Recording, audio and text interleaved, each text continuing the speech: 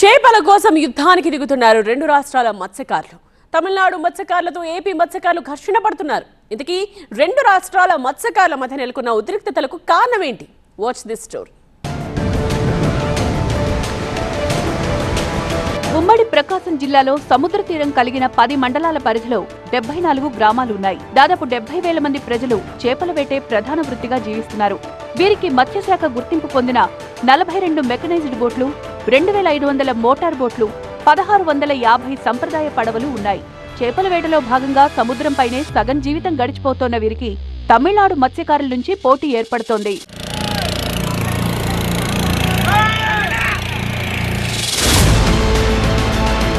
నిత్యం ఆంధ్ర, తమిళనాడు మత్స్యకారుల మధ్య గొడవలు చోటు చేసుకుంటున్నాయి. ఫలితంగా ఆస్తి నష్టం జరుగుతోంది. సముద్రంలో చేజింగ్లు, పోరాటాలు 10 ఏళ్లుగా ఇక్కడ నిత్య కృత్యంగా మారిపోయింది. తమపై తమిళనాడులోని కడలూరుకు చెందిన మత్స్యకారులు దౌర్జన్యం చేస్తున్నారంటున్నారు ఏపీ మత్స్యకారులు. తీరం నుంచి 8 నాటికల్ మైళ్ల దూరంలో వేట సాగించాల్సిన తమిళనాడు మత్స్యకారులు మరబోట్లతో ఆంధ్ర తీర ప్రాంతంలోకి జొరబడి తమ వలలను ధ్వంసం చేసి చేపలను ఎత్తుకు వెళ్తున్నారంటున్నారు.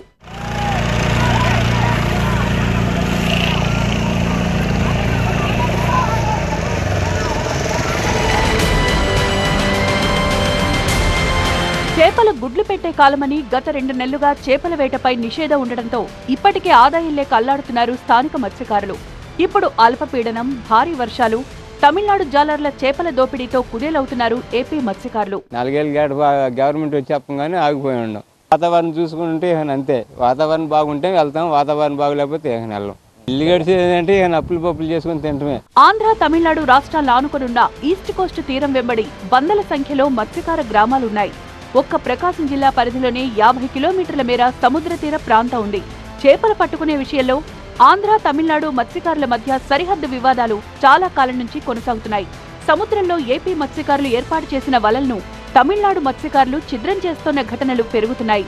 వలల్లో పడిన చేపలను దోచుకుని పారిపోతున్నారు. నిబంధనలకు విరుద్ధంగా అక్రమంగా ఏపీలోని సముద్ర తీర జిల్లా సరిహద్దుల్లో చొరబడి వేటాడుతూ స్థానిక మత్స్యకారులు సముద్రంలో వేసిన వలలను తెంచేసి మత్స్య సంపదను దోచుకుంటున్నారని చెప్తున్నారు. గత 10 ఏళ్లుగా ఇది కొనసాగుతోందంటున్నారు. తమిళనాడు జాలర్ల దోపిడీని అడ్డుకునేందుకు ఏపీ మత్స్యకారులు సముద్రంలో సినీ ఫక్కీలో చేజింగ్లు, పోరాటాలు చేస్తున్నారు. స్థానిక మత్స్యకారులపై తమిళనాడు మత్స్యకారులు రాళ్లు, కర్రలతో దాడి చేసిన ఘటనలు ఉన్నాయి. ఈ విషయాన్ని మెరైన్, మత్స్యశాఖ అధికారుల దృష్టికి తీసుకెళ్లినా ఫలితం దక్కడం లేదని వాపోతున్నారు. ప్రభుత్వం ఉంది, ప్రభుత్వాన్ని చర్య తీసుకోవాలిగా. చర్య తీసుకోకపోతే మేమేం చేయాలి? మీరేమో ఏదో చెప్పిన కానీ మీరేమో రాపోతుంటారు. మేమేమో ఆటకెళ్తున్న వాళ్ళేమో పైనుంచి వస్తున్నా, పైనుంచి వచ్చి రాళ్ళు ఇసురుతున్నారు. వాళ్ళు కడలూరు బోట్లు అనేవాళ్ళు ఇక్కడికి వచ్చి వేట చేస్తూ ఉన్నారు. ఒక్కొక్క వల్ల వచ్చి వాళ్ళు 2 బోట్లు కలిపి లాగుతారు.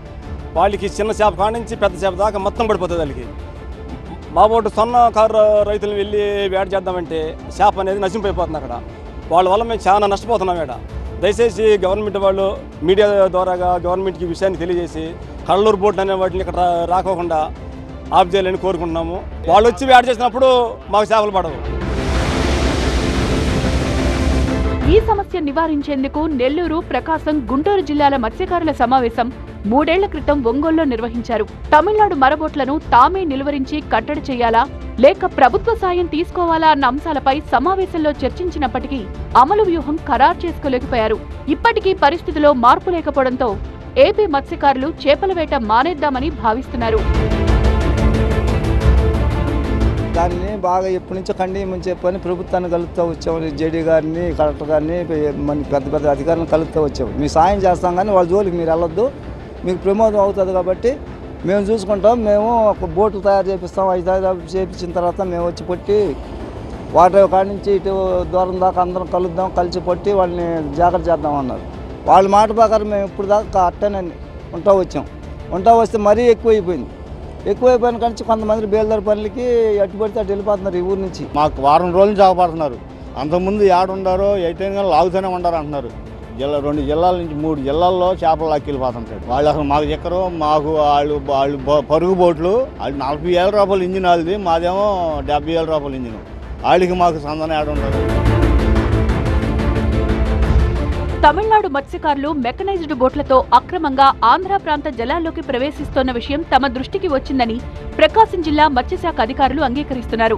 ఈ సమస్య పరిష్కరించేందుకు కృషి చేస్తున్నట్లు చెప్తున్నారు. తమిళనాడు కానీ పుదుచ్చేరికి సంబంధించినటువంటి బోట్లు వచ్చేసి వేట చేసేటట్లయితే ఆ బోట్లకు సంబంధించిన వివరాలు అంటే అక్కడ కరెక్ట్గా వాళ్ళు వేట చేస్తున్నటువంటి జియో కోఆర్డినేట్లు అంటే లాటిట్యూడ్ లాంగిట్యూడ్తో కూడినటువంటి ఫోటోలు కానీ వీడియో కానీ క్యాప్చర్ చేసి మన జిల్లా మత్స్య కార్యాలయానికి అందించినట్లయితే కమిషనర్ విజయవాడ కార్యాలయం ద్వారా ఆంధ్రప్రదేశ్ ప్రభుత్వానికి తద్వారా ఆంధ్రప్రదేశ్ ప్రభుత్వం నుంచి తమిళనాడు రాష్ట్ర ప్రభుత్వానికి పంపించడం ద్వారా ఆ యొక్క రాష్ట్ర ప్రభుత్వం Tamil Nadu marine fishing regulation act ప్రకారంగా ఆ బోట్ల మీద చర్యలు తీసుకుంటుందని చెప్పేసి గతంలో మనకి తెలియజేసి ఉన్నందున మత్స్యకారులందరూ కూడా దీన్ని తప్పనిసరిగా తెలుసుకొని ఆ విధంగా రిపోర్ట్లు ఏవైనా కనుక వచ్చినట్లయితే రిపోర్ట్ ఇవ్వవలసిందిగా కోరుతూ అందరు మత్స్యకారులకి విజ్ఞప్తి చేయటం. ఒకవైపు ఆర్థికంగా ఇబ్బందులు, మరోవైపు వేటకు వెళ్లలేని పరిస్థితులు, మరోవైపు తమిళనాడు మత్స్యకారులు చేస్తోన్న చేపల చోరీ దౌర్జన్యాలతో ఆర్థికంగా తీవ్రంగా నష్టపోతున్నారు. ప్రభుత్వం తమను ఆదుకుంటేనే గట్టెక్కుతామని, లేకుంటే అప్పుల ఊబిలో కూరుకుపోయి వలసలు వెళ్లే దుస్థితి దాపురిస్తుందని ఆవేదన వ్యక్తం చేస్తున్నారు.